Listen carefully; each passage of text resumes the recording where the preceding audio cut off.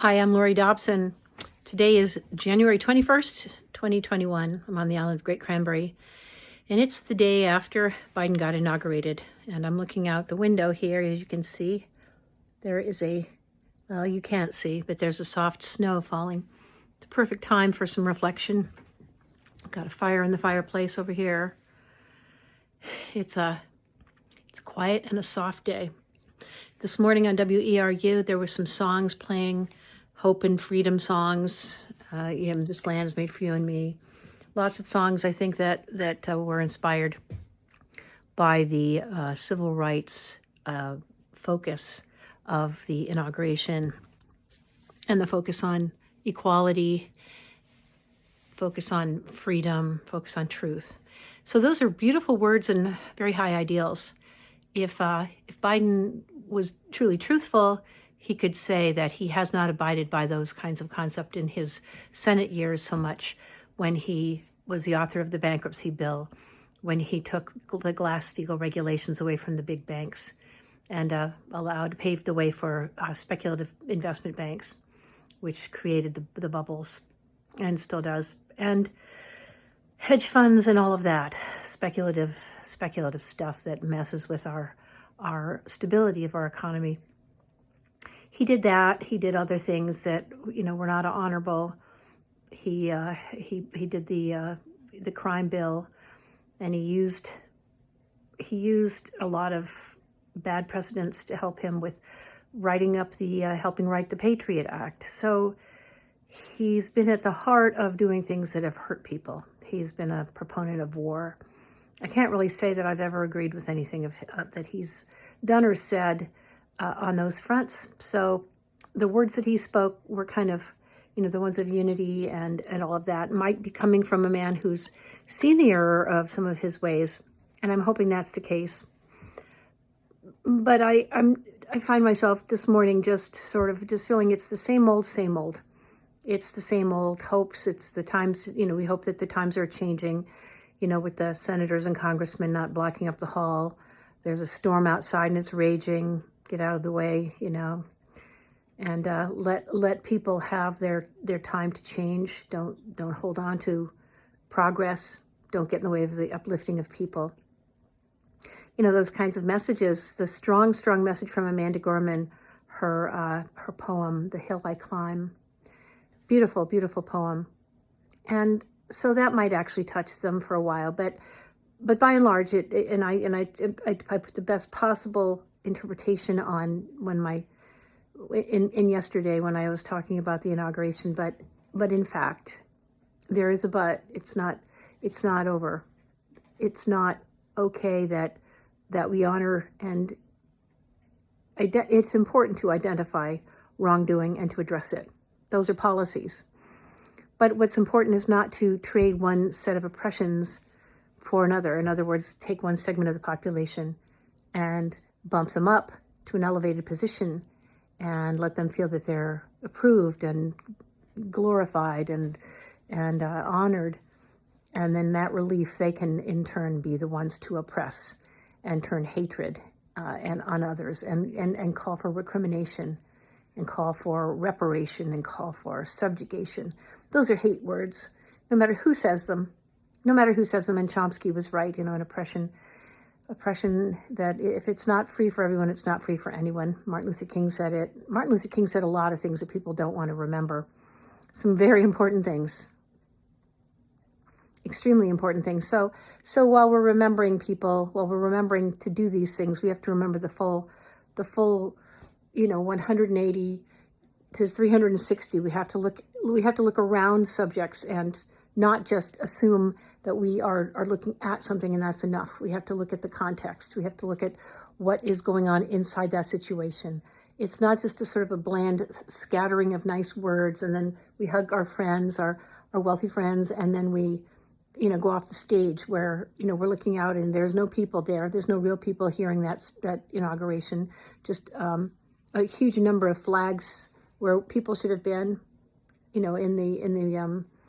on the grounds of the Capitol, and instead of 25,000 troops, we should have had the public. We should have allowed public to be at at their own inauguration. So anyway, given all that, today I just want to say, looking at the way that it has been and the way that it seems to continue to be, that the words are sad and they sound great, and we hope, but we shouldn't hold our breath. It's not a time to not be realistic. And hope is something that Chomsky said it. I think he said it accurately last November of 2019 in a speech he did, the Requiem speech, actually the movie, Requiem for the American People, I believe is the title. And he talks about how people are not feeling hopeful at this time, and the inequities have never been greater. The problems have never been greater. Back when people were fighting for the right to work in fair conditions, there was work to an extent more in a way than there is now. I mean, because there's no ability to work, where can we work? Work is now controlled by the state. It's not even controlled by private enterprise. It's, can we work? Are we allowed to work?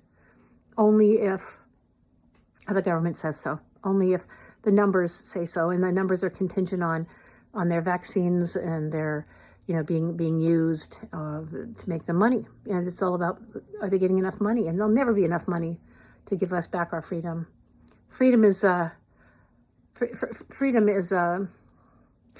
something we fought for, and if we give it up, it has to get fought back to get it again. It's not something that's going to be handed back to us. It's not going to be, oh well, we're so happy with our inauguration and that you guys are behaving yourselves that we're going to give you all your freedoms back. Once we allow them to be taken from us, it's a struggle at that point. And I would like to say that it's not about struggle. It's not going to be about that. It's going to be about working together and unity, and change is going to come and all that. I just have my experience, and I know from what I've read, others experience, that these things are worth something, and so they're worth fighting for. Patrick Henry's speech, his profound speech, I listened to it again this morning. Very, very strong message. Somebody willing to do what it took to preserve his freedom. It was high enough value. They placed it high enough that he was going to refuse anything less than freedom. And so I don't feel capable of honoring a situation where I'm not free or others are not free. And if that is the case, then we are all not free. So while it sounded nice that some politicians thought that calls for unity, calls for basically people working together, I don't even think they are hoping for that. I think they're just, anything to throw people at each other so they won't come after the moneyed classes. And that is the biggest lie. He's talking about big lies, but I think the biggest lie is when you keep people constantly believing that the fight is between one person, sect, group, and another. And that's identity politics in a nutshell. You separate people out so you can divide them. You don't separate them out so you can honor them. You honor maybe one at the expense of others, but does that help the whole? I mean, maybe in a classroom where you're trying to come up with good ideas, you're trying to hear the best ideas, that's fine. If ideas can come from various areas, different parts of our country, but they contribute to the whole. It's not so you can take one class out and say, you're okay, but the other ones aren't. Because then you're just saying, you now have my pleasure, but do not risk displeasure by going against me. And that's not freedom of thought, freedom of action. It's just a temporary exoneration. It's a temporary experience of respite. So, as if you were, a good-looking woman in the Nazi camps and you were taken by a Nazi officer and allowed to eat something before he fucked you. That's the kind of freedom that we have right now. Today I'm realistic. Yesterday I was pretty optimistic, but I have to say things are not changed. There was no call for policies. So while the words sounded great, where were the policies that were going to make that happen? What did he propose to do to make those things happen? there were fine words, but fine words have been spoken to us since the beginning of time. And truth in action is something else again. So when someone proposes something, it means it's not yet happening, but is a policy by which that person has an idea of something working to a certain specific goal.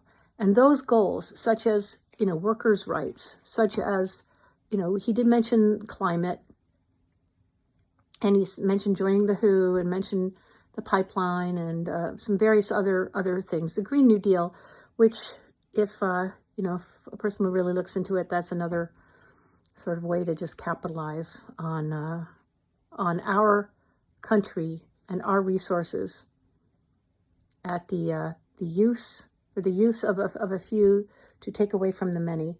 It's not about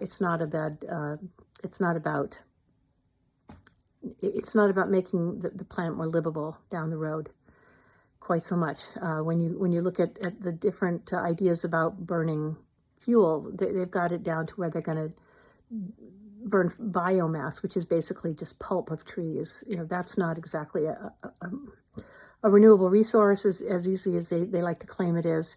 And other kinds of energy that are not being investigated sufficiently that could be useful for us don't have the same ability for people to make a profit on. So even the climate focus that they're saying is going to be a great policy doesn't look to me to be one that is truly going to be in people's interest for the long term. And there are, there's room for disagreement and all of that. So, there's work to be done, but on the whole, the subjugation of people has been so extreme, and the intention to continue the subjugation is so intent that I believe we're not out of a dangerous situation at all. I think we're actually more at risk because now they've identified a target. They've succeeded in getting people to agree that there is a specific enmity involved in a certain sect of the population. We've never really isolated and attacked a group domestically to the same extent. And I believe the Muslims, were targeted unfairly, and immigrants. But we're talking about the American population. We're talking about 74 million people. Now all of a sudden are being called, domestic terrorists or aligning with a domestic terrorist, a former president.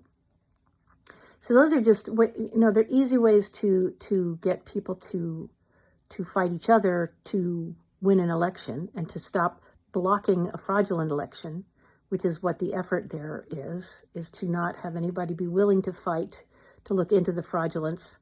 And that's how the administration that brought us the Patriot Act, that brought us the things that Biden has championed, will continue, and it won't be called to account. And those policies are right out there, still waiting to be, embraced again by the Democratic Party, and the oligarchs are behind the party. So we celebrate the good and joyous feelings of those who feel that this is their day and their time. But what about workers' rights? Do we have the right to work? Do we get the right to work back so we could fight for equality for workers' rights even? If not, then we're 100 years taking a huge back step. We're sliding back into our history where we are seriously unfree, where we're all headed towards a state of slavery. And that's not freedom, to make everyone a slave. It's, you may call it equal across the board, but that's not the same as freedom. And we have to fight for nothing less than freedom. Give me liberty or give me death. He was trying to make a point. Patrick Henry was making a point. It's an important one, and we must listen to it. So I'm going to spend the day with my books. I've picked out some books in my group of favorite books here, and I have picked one out in particular that I want to look at and study, called Human Equity. It's got some pretty interesting, it was written in 1911. It's got some pretty interesting chapters in it. And I think that the time right now is well spent if we just remember what has been important for humankind, and not be afraid to review it and to reaffirm in ourselves what we feel that is worth fighting for in our own time, in our own lives. And it's kind of a shock in a way to see that things really haven't changed. The more they change, the more they stay the same. They also say that. However, change does come, and who knows, maybe there is enough of a critical mass of people understanding that there's more to the words of a president on stage than just listening and saying, okay, everything's fine now, we can tune out. I think we understand we can't afford that anymore, that we have to stay involved and we have to fight for our rights. And if we don't, they're very eager at this point in time to continue to take them away. This year has been a study. It's been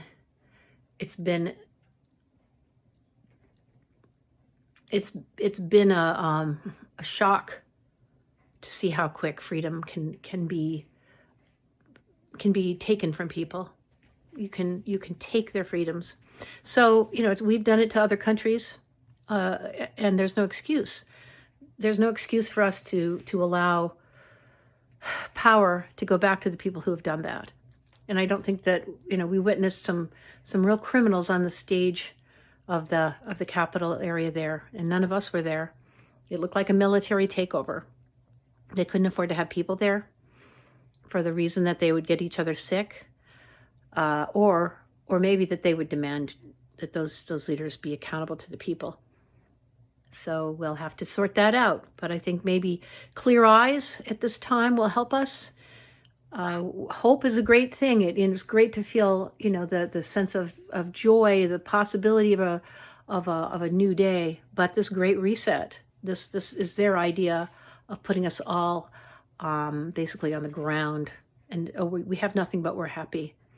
It's such bullshit, and it's not true for them. It's just hypocrisy. It's criminality. It's mobster think, and we can't tolerate it. We have to fight. So sorry to say, the day after Biden's election, his inauguration, becoming the president, well, he's got the reins now. He's got the con, and he's the one we can direct our fire to. And that's where it's going to happen. And it's got to happen. So you guys have a good day. Thank you.